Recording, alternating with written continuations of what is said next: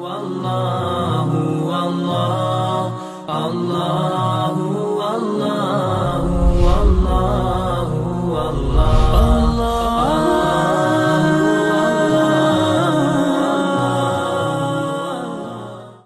الحمدللہ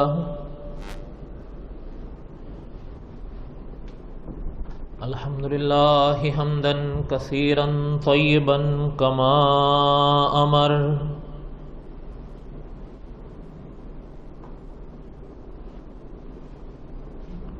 واشهد ان لا اله الا الله وحده لا شريك له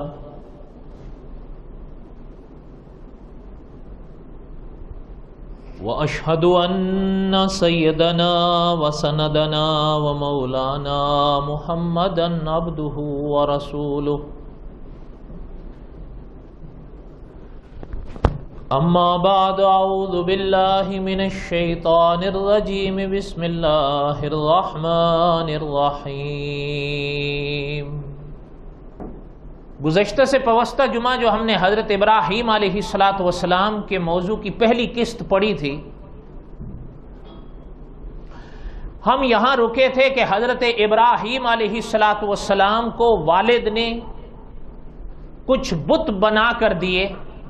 یہ آپ نے بھی علماء سے سنا ہوگا یا پڑھا ہوگا کہ انبیاء علیہ السلام میں حضرت ابراہیم علیہ السلام کے جو والد تھے وہ جہاں بتوں کے پجاری تھے وہاں وہ بت گر بھی تھے، اور کتابیں پڑھنے سے پتہ چلتا ہے کہ جو بت اللہ تعالیٰ معاف فرمائے حضرت ابراہیم کے والد بنایا کرتے تھے ان کی مارکیٹ کے اندر ایک الگ قیمت ہوتی تھی۔ ہر انسان اپنے فن کا ایک کاریگر ہوتا ہے، بہت بڑے سنگ تراش تھے وہ، یعنی پرانی کتابیں پڑھنے سے پتہ چلتا ہے کہ ان کے بنائے ہوئے بت اگر بازار میں آتے تھے ہاتھوں ہاتھ بکتے تھے۔ مصروفیات زیادہ ہوئیں تو ایک دن اپنے بیٹے سے کہنے لگے کہ میں تو نہیں جا سکتا، آپ جا کر یہ بیچ آؤ۔ یہ ہم نے گزشتہ قسط میں پڑھا، اور پھر کیا ہوا وہ بھی پڑھ دیا۔ جہاں پر ہم نے گزشتہ قسط روکی تھی وہ یہ تھی، یہاں پر روکی تھی کہ گلیوں والے، بازاروں والے، گھروں والے آئے شکایت لے کر حضرت ابراہیم کے والد کے پاس کہ یہ کیسا لڑکا آپ نے آج بھیجا تھا، بجائے اس کے کہ وہ یہ کہتے ہیں کہ یہ خدا 5 روپے کا، یہ 10 کا، یہ 15 کا، یہ 40 تھا، وہ تو یہ کہہ رہے تھے گلیوں میں کہ جس نے دوزخ جانا ہے ان کو لے لو۔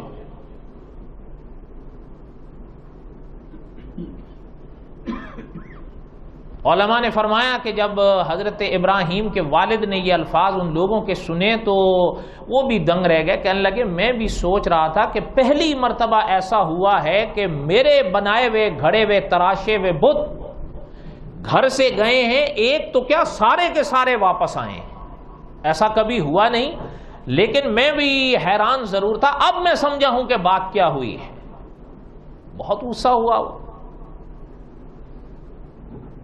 انہوں نے حضرت ابراہیم علیہ السلام کو آواز دی کہ ادھر آؤ۔ حضرت ابراہیم علیہ السلام تشریف لائے۔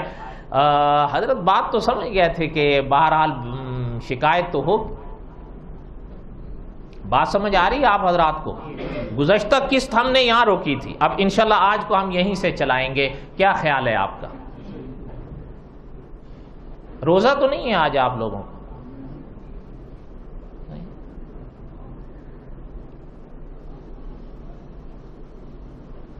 اللہ اکبر لا الہ الا اللہ واللہ اکبر وللہ الحمد۔ حضرت ابراہیم علیہ السلام تشریف لائے اپنے والد کی آواز پر۔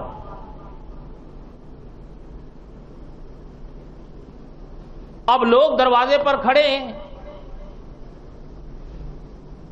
حضرت ابراہیم علیہ السلام کے والد کا تذکرہ قرآن پاک میں ہے، اور قرآن کہتا ہے وہ آزر کہلاتے تھے، وہ آزر تھے، اور آذر آیا ان کا لقب ہے یا نام ہے، اس کا کچھ تھوڑا سا اشارہ میں نے گزشتہ قسط میں کر دیا تھا، اس لیے آپ اس کو چھوڑیں۔ حضرت ابراہیم علیہ السلام کو بلا کر غصے کا اظہار کیا کہ یہ کیا کیا ہے آپ؟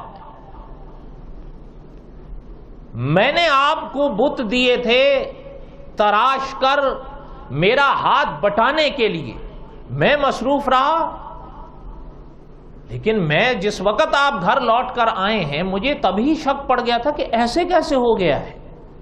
جب خیر ان کو بھی اپنی بہرحال کاریگری کا علم تو تھا کہ جب میں بت تراشوں تو ایسا ہو نہیں سکتا کہ وہ بکے ہوں، تو ایک بھی نہیں بکا، آج پہلی بار ایسا ہوا، شک تو مجھے تبھی پڑ گیا تھا۔ اس لیے کہ یاد رکھیں علماء یوں لکھتے ہیں، اور یہ آپ کا ہمارا عقیدہ ہونا چاہیے، پیغمبر بچپن ہو، پیغمبر نوجوانی کا عالم ہو، پیغمبر پہ جوانی کا عالم ہو، پیغمبر ہوتے ہیں۔ یہ عقیدہ ہے ہمارا۔ آپ کا بھی یہی عقیدہ ہے یا کچھ اور ہے؟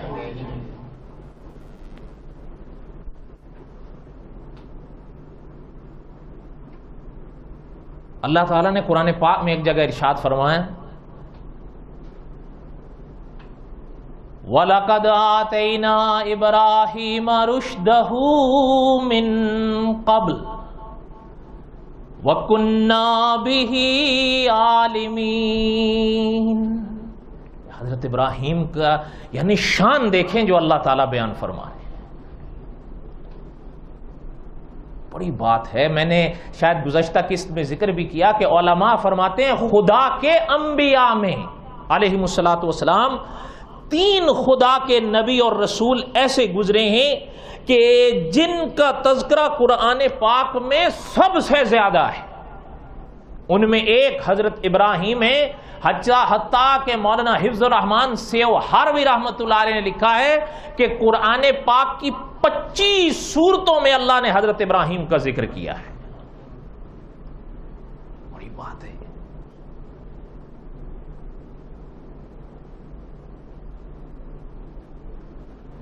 اب حضرت ابراہیم علیہ السلام پاس کھڑے ہیں اور والد اصرار کر رہے ہیں، کہہ رہے ہیں آپ میرے سوال کا جواب دیں، یہ کیوں کیا ہے آپ نے؟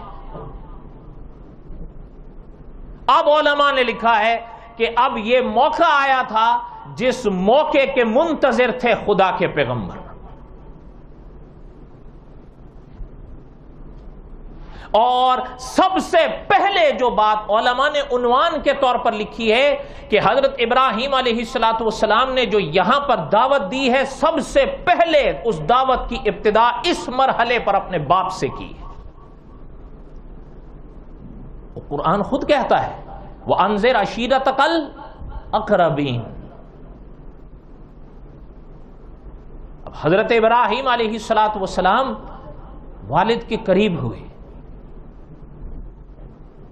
لیکن یعنی اسلوب ذرا دیکھیں پیغمبر کا کہ عقیدہ بھی بیان کیا، توحید کو بھی پیش کیا، لیکن کہیں بھی کسی لحاظ سے بھی بات میں جھول نہیں آنے دیا، چاہے وہ عقیدے کے لحاظ سے ہو چاہے اخلاق کے لحاظ سے ہو۔ پیغمبر کی دعوت کا اسلوب تو نرالا ہوتا ہے، ممتاز ہوتا ہے۔ آپ نے ہم نے دعوت دینی ہوتی ہے اچھی بات کی ہی، لیکن کہیں نہ کہیں ہم نے دیکھا ہے کہ بعض لوگوں کا طریقہ ایسا ہوتا ہے جیسے کلہاڑی ہاتھ میں لیے ہوئے ہوں، ان کا بس چلے گردن اتار دیں۔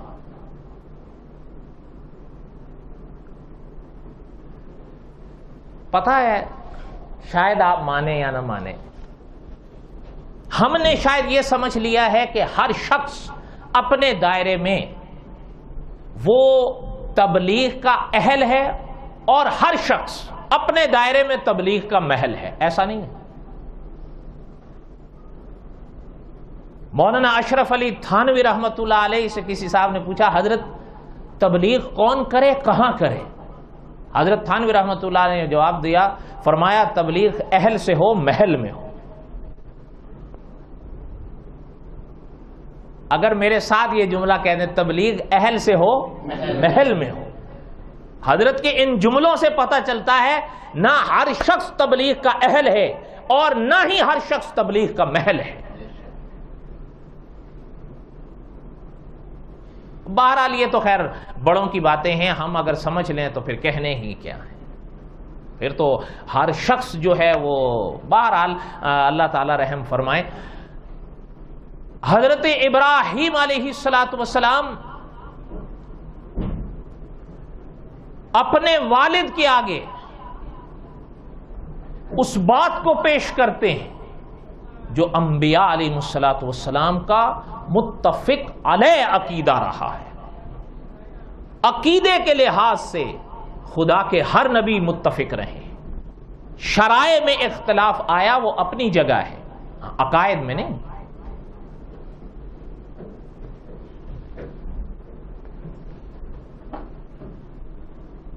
اب جب والد نے یہ بات کہی اور حضرت ابراہیم علیہ السلام نے اس بات کو سنا، حافظ صاحب آپ آگے تشریف لائیں، نہیں اب آگے آ جائیے۔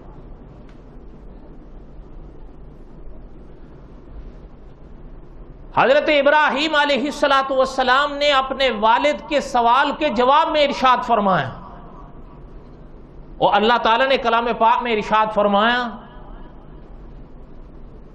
وَاذْكُرْ فِي الْكِتَابِ ابراہیم۔ آپ قرآن پاک میں حضرت ابراہیم کے تذکروں کو پڑھیے آپ۔ اِنَّهُ كَانَ صِدِّيقًا نَبِيًّا۔ ذرا قرآن کا اسلوب دیکھیں، قرآن کا انداز دیکھیں۔ اللہ تعالیٰ نے فرمایا ابراہیم میرے بڑے سچے نبی تھے۔ اچھا چلتے چلتے ایک بات میں اشارتاً کہہ رہا ہوں، آج کل کئی اس طرح کے لوگوں کے ذہن پڑھنے اور سننے میں آتے ہیں کہ جی قرآن اور حدیث کو سمجھنے کے لیے علماء کی کیا ضرورت ہے۔ آپ نے سنا ہے کبھی ایسا جملہ یا نہیں سنا؟ نہیں سنا آپ لوگوں نے؟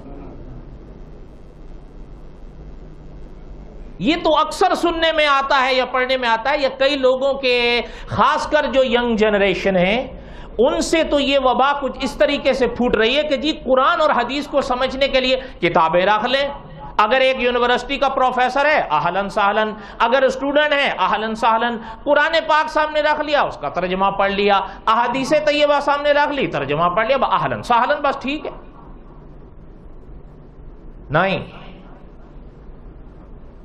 یہاں پر غور کریے، علماء نے بڑی عجیب دعوت فکر دی ہے کہ حضرت ابراہیم علیہ السلام کی شان کو جہاں قرآن بیان کر رہا ہے، علماء نے ایک اور نقطہ بھی لکھا ہے کہ اللہ نے فرمایا انہو کان صدیقا نبیا، وہ بڑے سچے نبی تھے۔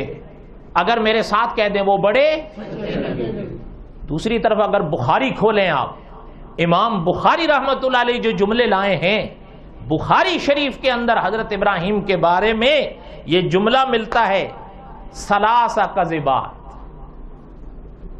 کہ حضرت ابراہیم نے 3 جھوٹ بولے تھے۔ کتنے جھوٹ بولے تھے؟ لفظی ترجمے پہ آؤ تو یہی ہے۔ اب وہ لوگ جو یہ کہتے ہیں کہ قرآن اور حدیث سمجھنے کے لیے کسی عالم کی ضرورت نہیں، ہم علماء نے یہ دعوت فکر دی ہے کہ قرآن پاک کی اس آیت اور بخاری شریف کی اس حدیث میں علماء کو نکال کر تطبیق دے کر دکھاؤ۔ نہیں سمجھ آ رہی آپ لوگوں کو بات؟ یا تو ہے آپ کا روزہ آج مجھ سے آپ چھپا رہے ہیں اس لیے شاید جو ہے وہ طبیعت اکھڑی ہوئی ہے، اور یا آپ کو نماز کے بعد جانا ہے کام پر، اس لیے تھوڑا وہ بھی ایک مسئلہ ہوتا ہے۔ ہمیں خود بھی ایک ذاتی تجربہ ہے، کچھ باتیں ذاتی تجربے کی ہوتی ہے نا۔ اگر آپ بات سمجھ سکیں تو، حالانکہ میں آپ سے پوچھتا ہوں قرآن پاک کے بعد بخاری شریف کا اپنا ایک مقام ہے، اس میں کوئی شک نہیں ہے، اور بخاری شریف آپ کی ہماری کتاب ہے یا نہیں؟ بخاری شریف ہمارے سر آنکھوں پر ہے یا نہیں؟ بلکہ بعض علماء کا تو جملہ یہ ملتا ہے کہ اس دنیا میں 3 کتابیں ایسی ہیں جن کا کوئی جواب نہیں ہے۔ کتنی؟ 3۔ ان میں سے ایک بخاری شریف ہے۔ ایک اللہ تعالیٰ نے امام بخاری رحمت اللہ علیہ کی کتاب کو ایک عجیب مقام بخشا ہے، لیکن جہاں قرآن کہہ رہا ہے انہو کان صدیقا نبیا، وہیں بخاری شریف حضرت ابراہیم کے باب میں یہ بیان کرتی ہے کہ ثلاثہ کذبات، کہ حضرت ابراہیم علیہ السلام نے یہ جملے، میں نے لفظی ترجمہ کیا، کوئی جھول بھی نہیں کیا ہے، اردو میں اس کا جب ترجمہ کرو. اچھا اب بات یہی ہے، بالکل طے شدہ بات ہے کہ اگر قرآن پاک اور احادیث طیبہ کے ترجموں کو سامنے رکھ لو اور علماء کے وجود کو ہٹا دو درمیان سے، پھر ان میں تطبیق دیکھ کر دو. حالانکہ میں آپ سے کہتا ہوں، کیا بخاری شریف قرآن کے خلاف کہہ سکتی ہے؟ اور آپ تو بتاؤ، کیا قرآن کچھ کہے گا اور بخاری کچھ کہے گی؟ یہی تو بات ہے کہ وہ لوگ جنہوں نے احادیث طیبہ کا انکار کیا، انہوں نے اپنے دلائل میں سے ایک دلیل یہ بھی پیش کی ہے کہ قرآن کہتا ہے وَاذْكُرْ فِي الْكِتَابِ إِبْرَاهِيمَ إِنَّهُ كَانَ صِدِّيقًا نَبِيًّا، اور بخاری کہتی ہے ثلاثہ کذبات. تو ہم قرآن کی مانیں، بخاری کی مانیں. انہوں نے کہا ہم قرآن کی مانیں گے، بخاری کا کوئی اعتبار نہیں. اچھا جب بخاری کا اعتبار ہی نہیں رہا، پھر چھٹی، پھر مل کے کہو نا چھٹی. میں آپ سے کہتا ہوں قرآن پاک میں ہے کہ نہیں اقیم الصلاۃ، نماز کو کیا کریں؟ ابھی آج میں سے کتنوں نے فجر کی نماز پڑھی؟ اب میں یہ نہیں پوچھنا چاہتا، مجھے حق ہی نہیں ہے. جنہوں نے پڑھی ہے اہلاً سہلاً، نہیں پڑھی ہے پڑھیں، بھلے قضا کر کے پڑھنی پڑے پڑھیں، چھوڑے نہیں. میں نہیں جاننا چاہتا ہوں، نہ ہی مجھے حق ہے کہ میں کسی سے ممبر پر کہوں کہ تم نے پڑھی ہے یا نہیں پڑھی. کبھی کبھی فقہا نے مسئلہ لکھا ہے، ایک انسان کو نماز قضا کرنی بھی پڑھے، اگر وہ قضا بھی کرتا ہے کسی کو بتائے نہیں، اس لیے کہ نماز چھوڑنا ایک گناہ ہے. اب آپ کا اس دوسرے کے آگے اظہار کرنا کہ میں نے نماز نہیں پڑھی تھی، یہ دوسرا گناہ ہے. کیوں اظہار کر رہے ہو؟ اللہ نے پردہ رکھ دیا، بس خدا کا شکر ادا کرو، بس اس کو قضا کرو. بات سمجھ آئی؟ انسان حکمت سے جواب دے دیتا ہے، بس ضروری تو نہیں ہے کہ انسان جھوٹ بولے. مسئلہ سمجھ میں آیا نہیں آیا؟ ہاں بس اظہار کرنے کی ضرورت نہیں ہے، قضا کرنے کی ضرورت ہے. اگر میرے ساتھ کر دو قضا کرنے کی ضرورت ہے، وہ ذمے سے ہٹتی نہیں، وہ ذمے پہ انسان کے رہتی ہے. اور ایک جملہ آپ سے میں کہتا ہوں اکابر کی اتباع میں اگر دل لگتا ہو، کبھی بھی نماز چھوڑنے کا بوجھ، روزہ چھوڑنے کا بوجھ، صاحب نصاب ہو تو زکوٰۃ، حج یا قربانی کے چھوڑنے کا بوجھ اپنے سینوں پہ لے کر اوپر نہیں جانا، جا نہیں سکو گے. آپ اور ہم مر سکیں گے، اوپر جا نہیں سکیں گے. اشارہ کر دیا میرا، میں آپ سمجھ گئے ہوں گے. سمجھے یا نہیں سمجھے؟ اللہ اکبر، اللہ اکبر، لا الہ الا اللہ، اللہ اکبر، اللہ اکبر، وللہ الحمد. انشاءاللہ یہ جو بخاری شریف کے حوالے سے جو ہے نا ثلاثہ کذبات کا جو میں نے اشارہ کیا ہے، یہ انشاءاللہ جب وہ تینوں واقعات میں بیان کروں گا تو آخر میں اس حدیث کی وضاحت کروں گا کہ علماء نے اس حدیث کا معنی کیا کیا ہے. یاد رکھیے گا بخاری وہی کہتی ہے جو قرآن کہتا ہے. بس یہ ہے، یہ بالکل واضح بات ہے. اگر علماء کا وجود کو درمیان سے نکال دو پھر تو کوئی بات سمجھ میں نہیں آئی. اتنے وہ اکابر، میں نے جیسے پرسوں یہاں ایک دوست کوئی بات مجھ سے پوچھ رہے تھے، میں نے ان سے ایک جملہ کہا علماء کی اتباع میں، میرا جملہ نہیں ہے، وہ علماء کا اتباع میں نے کہا تھا کہ آپ اور ہم کچھ نہیں ہیں لیکن ہمارے بڑے بہت کچھ تھے. میں ایک بات آپ کو بتاؤں، تاریخ کی کتابوں میں ایک مولانا ابو علی قاری رحمت اللہ علیہ ملتے ہیں، یعنی صدیاں گزر گئی. پتہ ہے ایک دفعہ صرف کے مسئلے میں ایک سیغے میں ایک غلطی کر گئے، استاد نے پکڑ لی غلطی. جب استاد محترم نے دیکھا تو انہوں نے کہا کہ یہ کیا کر دیے آپ، صرف کے سیغے میں اتنی بڑی غلطی، اتنی بڑی غلطی. لگا لیں، وہ ہے اوپر بھی ہے، ہاں بس وہ پیچھے بھی ہیں، اگر کسی کو پنکھے کی ضرورت ہے تو لگا لیں. اللہ اکبر لا الہ الا اللہ اللہ اکبر وللہ الحمد اللہ اکبر لا الہ الا اللہ اللہ اکبر وللہ الحمد۔ استاد محترم رحمت اللہ نے فرمایا کہ یہ کیا کی، اور صرف کے صیغے میں اتنی بڑی غلطی۔ آنکھیں جھکا لیں، چلے گئے۔ آپ تاریخ کی کتابیں اٹھا کر دیکھیں، تفسیر کی کتابیں اٹھا کر دیکھیں، علماء نے لکھا ہے کہ 40 سال پورا پھر علم صرف حاصل کیا، پھر استاد بن کر مصلی پر بیٹھے، ایک صیغے میں غلطی کی، کتنے 40 سال دوبارے اس کو پڑھا۔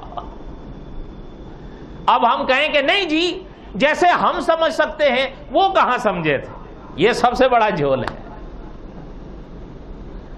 ہم یہ کہتے ہیں علماء کی اتباع میں ہم کچھ بھی نہیں ہیں، لیکن ہمارے بڑے بہت کچھ تھے۔ اس لیے انہوں نے جو بخاری شریف کی حدیث ہے ثلاثہ کذبات، اس کا جو معنی کیا ہے وہ پھر کبھی آپ سنیں گے انشاءاللہ، آگے آئے گا قصص الانبیاء میں، آپ کا دل گواہی دے گا کہ بات حقیقت ہے۔ حضرت ابراہیم علیہ السلام نے فرمایا اپنے ابا سے، اذ قال لأبیہ یا ابت لم تعبد ما لا يسمع ولا يبصر ولا يغنی عنک شیئا۔ تینوں چیزیں پیغمبر نے جمع کر دی۔ اذ قال لأبیہ، اپنے والد سے فرمایا حضرت ابراہیم نے، یا اباتی، اے ابا۔ اسلوب دیکھیں پیغمبر کی دعوت کا۔ لم تعبد، ان کی پوجا آپ کیوں کرتے ہیں؟ جن کے لیے آپ مجھ سے پوچھ رہے ہیں، میں آپ سے پوچھنا چاہتا ہوں آپ ان کو پوجتے کیوں ہیں؟ ما لا یسمع، وہ آپ کی کچھ نہیں سنتے، ولا یبصر، آپ کی کچھ نہیں دیکھتے، ولا یغنی عنک شیئا، آپ کی کوئی ذرا مدد نہیں کر سکتے۔ مجھے آپ بتائیں، آپ کے اب یہ دیکھیں پیغمبر علیہ السلام نے کیسے بات سامنے رکھی ہے۔ حقیقت یہ ہے میرے دوست، عقیدہ سمجھ تب آتا ہے جب انسان کھل کر بیان کرے۔ یہ بھلے آپ مانیں یا نہ مانیں، لیکن اکابر کی سیرت بتاتی ہے کہ عقیدے کا مسئلہ سمجھ تبھی آیا ہے کہ جب بیان کرنے والے نے کھل کے بیان کیا ہے۔ اگر کوئی آئے اور کہے نہیں جی تھوڑی نرمی بھی ہونی چاہیے، ذرا وسعت قلب بھی تو کسی شے کا نام ہے نا جی، ذرا تھوڑی سی حکمت بھی، اور اگر ہو سکے تو تھوڑی مصلحت بھی اپنا لیں تاکہ لوگ نہ ٹوٹیں۔ اگر آپ کے مجمع میں شیعہ زیادہ ہیں، شان حسین بیان کر دیجئے، آپ کے مجمع میں بریلوی زیادہ ہیں، شان اولیاء بیان کر دیجئے، آپ کے سامنے اہل حدیث با اصطلاح جدید بیٹھے ہیں، پھر کھل کے توحید بیان کر دیجئے، بس ٹھیک ہے، یہ بھی خوش وہ بھی خوش۔ ایسے نہیں ہوگا بھائی میرے، اس سے پھر جو حقیقت ہے، اسی لیے شمس نوید عثمانی وہ کیا صیغہ لائے ہیں ایک شاعر کا، مصرع کے یہ دور پھر اپنے ابراہیم کی تلاش میں ہے۔ حضرت ابراہیم علیہ السلام نے کوئی بات لگی لپٹی کی نہیں ہے۔ اب حقیقت ہے نبوت شان یہ رکھتی ہے۔ آپ صلی اللہ علیہ وسلم کے پاس ایک صاحب آئے، انہوں نے کچھ بات کی آپ صلی اللہ علیہ وسلم سے، میں ابھی اس قصے کو پورا نہیں بیان کروں، آگے کسی موقع پر انشاءاللہ آئے گی۔ آپ صلی اللہ علیہ وسلم اس کی حرکت سے جلال میں تھے، اور حضور صلی اللہ علیہ وسلم نے پاک زبان سے کوئی ارشاد نہیں فرمایا، جلال چہرے پر تھا۔ خیر وہ بھی سمجھ گیا، بعد میں وہ اٹھ کے جب چلے گئے تو میں قصہ بالکل اختصار کروں، صحابہ سے آپ صلی اللہ علیہ وسلم نے فرمایا کہ بھئی آپ میں سے کوئی نہیں تھا؟ تو صحابہ نے فرمایا آقا آپ بس ایک آنکھ کا اشارہ کر دیتے۔ حضور نے فرمایا نبوت کی یہ شان نہیں ہے کہ آنکھوں سے اشارے کرے۔ آپ کو سمجھ ہی نہیں آئی یہ بات۔ اللہ اکبر لا الہ الا اللہ، اللہ اکبر وللہ الحمد۔ حضرت ابراہیم علیہ السلام نے فرمایا ابا آپ مجھ سے پوچھ رہے ہیں، میں آپ سے پوچھنا چاہتا ہوں آپ ان کی پوجا کیوں کر رہے ہیں؟ یا ابتی، اے ابا، انی قد جاءنی من العلم، اللہ نے مجھے ایک علم دیا ہے، ما لم یأتک، آپ کو نہیں بچا، فاتبعنی اہدک صراطا سویا، فرمایا میرے اتباع کیجئے میں آپ کو سیدھا راستہ دکھاؤں گا۔ اس آیت کی شرح میں صاحب قصص الانبیاء فرماتے ہیں پتہ یہ چلتا ہے باپ باپ ہوتا ہے، بیٹا بیٹا ہوتا ہے، لیکن جب بیٹا نبی ہو باپ کو اس کے تابع آنا ہے۔ نبوت تو یہ شان ہے، یہ قوت ہے۔ کوئی بات آپ کو بھی سمجھ میں آ رہی ہے؟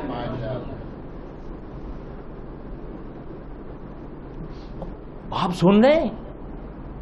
اور پتہ ہے صرف یہاں پر حضرت ابراہیم نے بس نہیں کی، فرمایا یا باتی، اے ابا، لا تعبد الشیطان، ہم آپ سے کہتے ہیں شیطان کی پوجا نہ کریے۔ اچھا سوال پیدا ہوتا ہے آزر تو بت پوجتے تھے اور بت ہی بیچتے تھے، وہ شیطان کی پوجا کب کرتے تھے؟ علماء نے فرمایا خدا کو چھوڑ کر کسی بت کے آگے سجدے کرنا، کسی بت کے آگے نظر و نیاز چڑھانا، خدا کی توحید کو چھوڑ کر اس طرح کی حرکت کرنا، یہ دراصل شیطان کی ہی پوجا ہے۔ ہم تو نہیں کرتے،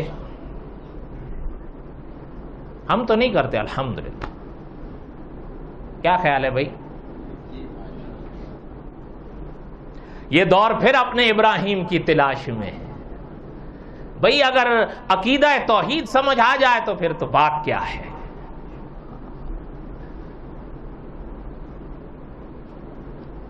فرمایا اس کی پوجا نہ کریں آپ۔ آگے پھر فرمایا یا ابتی، اے ابا، انی اخاف ان یمسک عذاب من الرحمن فتکون للشیطان ولیا، ہم تو ڈرتے ہیں ابا کہیں ایسا نہ ہو اپنے غلط عقیدے کی وجہ سے خدا کا قہر آیا، خدا کے عذاب کی پکڑ میں نہ آئے۔ اگر آ گئے تو پھر نتیجتاً شیطان کے ساتھی ہو، آپ لال پیلا ہو۔ میں نے پہلے کہا نا کہ علماء نے فرمایا کہ توحید سمجھ بھائی تبھی آتی ہے۔ اب آپ بتائیں حضرت ابراہیم نے کوئی لگی لپٹی رکھی ہے؟ مل کے تو بولو۔ اللہ اکبر اللہ اکبر لا الہ الا اللہ واللہ اکبر اللہ اکبر وللہ الحمد۔ ایک آخری بات سن لو، حضرت ابراہیم علیہ السلام کے والد کا جواب تو انشاءاللہ اگلی قسط میں آئے گا، لیکن اس موقع پر جو علماء نے لکھا ہے وہ بھی سن لو۔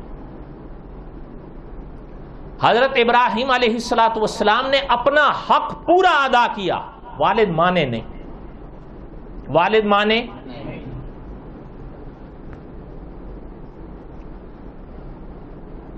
بلکہ حدیث شریف میں فرمایا گیا قیامت کے دن حضرت ابراہیم علیہ السلام کے سامنے باپ آئیں گے، آمنا سامنا ہوگا ایک جگہ، یہ حدیث میں ہے۔ اور وہی حدیث بتاتی ہے کہ حضرت ابراہیم علیہ السلام کے والد کا چہرہ کالا ہوا ہوگا، لیکن حضرت ابراہیم دیکھ کر پہچان تو لیں۔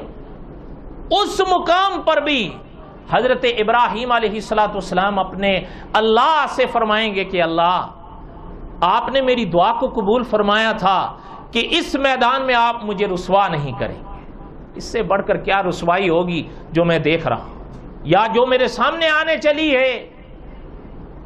حدیث میں فرمایا گیا، آپ حدیث کی کتابیں اٹھا کر دیکھیں، فرمایا اللہ حضرت ابراہیم علیہ السلام کے والد کو بجو کی صورت میں تبدیل کر دیں گے، وہ کیچڑ کے اندر لگ جائے۔ یہ یاد رکھیے گا۔ اچھا یہ بھی اچھا، اور جب بجو کی صورت میں تبدیل کر دیے جائیں گے آزر، تو اس کے بعد وہ حدیث بتاتی ہے کہ اٹھا کر دوزخ میں پھینک دیے جائیں۔ حضرت ابراہیم علیہ السلام دیکھیں گے یہ منظر، لیکن اللہ حضرت ابراہیم کی خاطر آزر کی شکل کو ظاہری طور پر تبدیل کر دیں گے، اللہ کو قدرت حاصل ہے، اور لیکن سزا اس کے لیے جو ہے وہ ہے، اس لیے کہ جو شخص عقیدے کا جھول لے کر اس دنیا سے اس دنیا میں چلا گیا اس کے لیے جنت نہیں۔ اور آپ تو شاید نہ مانیں، قصص الانبیاء کے صاحب نے تو بڑی عجیب بات لکھی ہے کہ بھئی بات یہ ہے کہ اس دنیا میں کئی لوگ سنائی دیتے ہیں کہ جی ہمیں استاد بچا لیں گے، ہمیں ہمارے والد بچا لیں گے، ممکن ہے ہمیں ہمارے پیر بچا لیں گے، یہاں حضرت ابراہیم ہے، وہ اپنے باپ کو نہیں بچا سکے۔ اور آپ تو مانیں یا نہ مانیں، حضرت ابراہیم علیہ السلام کا لقب جہاں ابو الانبیاء ہے، بعض علماء نے حضرت کا ایک اور لقب بھی ذکر کیا ہے، ابو الموحدین، کہ وہ موحدین کے باپ تھے، لیکن بیٹے کا جو عقیدہ تھا وہ بیٹے کا تھا، باپ نے تسلیم نہیں کیا تو اس کا فائدہ باپ کو نہیں۔ اب بہرحال یہ بات جتنی ہم اور آپ سمجھ سکیں اب ہمارا کام ہے۔ میں نے ابتدا میں کہا کہ قرآن پاک کے قصص یہ شان رکھتے ہیں کہ ان کے ایک اپنا مقام ہے، لیکن شرط یہ ہے کہ میں اور آپ ان سے کیا سبق حاصل کر سکتے ہیں۔ یہ کوئی ایسی باتیں نہیں ہیں جو میں آپ کو بتا رہا ہوں اور ویسے آج میری پیش گوئی سچی نکلی ہے، ابھی میں نے ان سے کہی تھی، میرے خیال میں جتنی جلدی میری پیش گوئی پوری ہوئی ہے نا، قائدیانیوں کے بقول تو مجھے نبی ماننا چاہیے،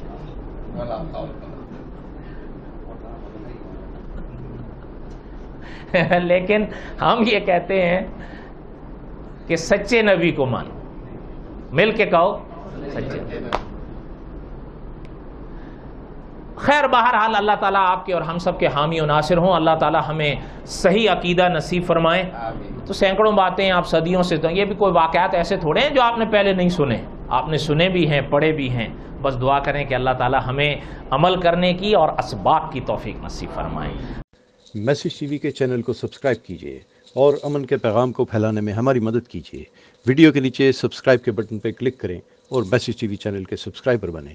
سبسکرائب کرنے کے بعد بیل کے آئیکن پہ کلک کیجیے تاکہ ہر نئی ویڈیو کی نوٹیفیکیشن براہ راست آپ کو مل جائے۔